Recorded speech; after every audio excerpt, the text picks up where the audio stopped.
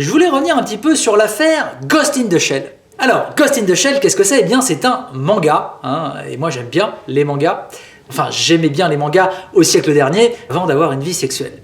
C'est Scarlett Johansson qui va jouer le rôle du Major Kusanagi. Or, Scarlett Johansson n'est pas assez asiatique, hein, elle n'est même pas du tout asiatique, hein, ce qui fait écho à toutes les polémiques sur l'absence de nomination d'acteurs noirs aux Oscars, etc., etc.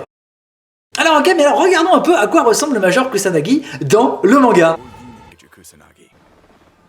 Ça fait 40 ans que les Japonais dessinent des personnages avec des yeux écarquillés de poney sous coke, et maintenant on parle de racisme. D'ailleurs non, je suis de mauvaise foi, les Japonais sont contre-foot comme de leur premier maquis. Ils doivent être trop occupés à faire autre chose. Que là, attends. Dans Ghost in the Shell, les héros passent leur temps à discuter, sans bouger.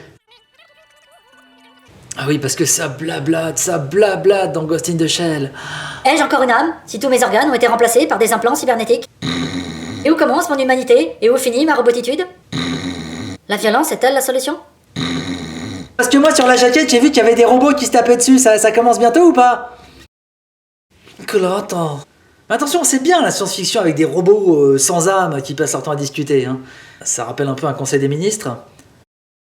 Puis franchement, Scarlett Johansson, la dernière fois qu'elle a joué une intelligence artificielle, elle a fini en clé USB.